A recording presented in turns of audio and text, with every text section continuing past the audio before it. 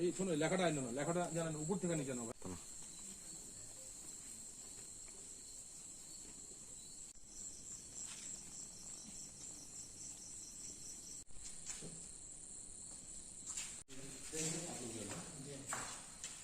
2 নম্বরের নাম মাল বলে আমরা ধরছি।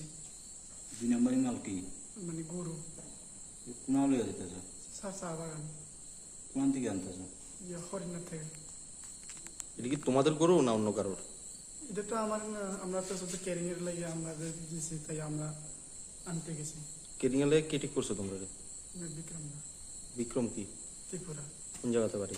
আলিয়ামা। হ্যাঁ, কি সবসময় এমন কি গরু টরু আনে? সবসময় তো আমি জানি না স্যার, আমরা 2 দিন হয়েছে। মানে আজকে 2 দিন আনতেছো? এর আগে কয়টা আনছো? এর আগে তো আমি জানি না। আজকে কয়টা? আজকে 7টা। কই লিয়ে যেতেছিল গরুটি? লুডো চা বাগান।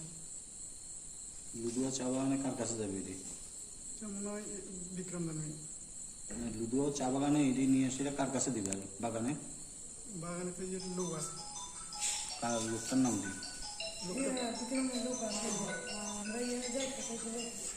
চা বাগানে বিক্রম লোক আছে। এটি চা বাগানে থেকে কই যাইব?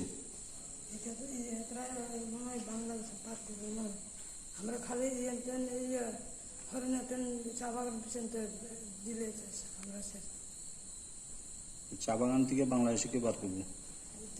এটার নাম হয় না, আমি এখন খালি একজন ঢুকছে।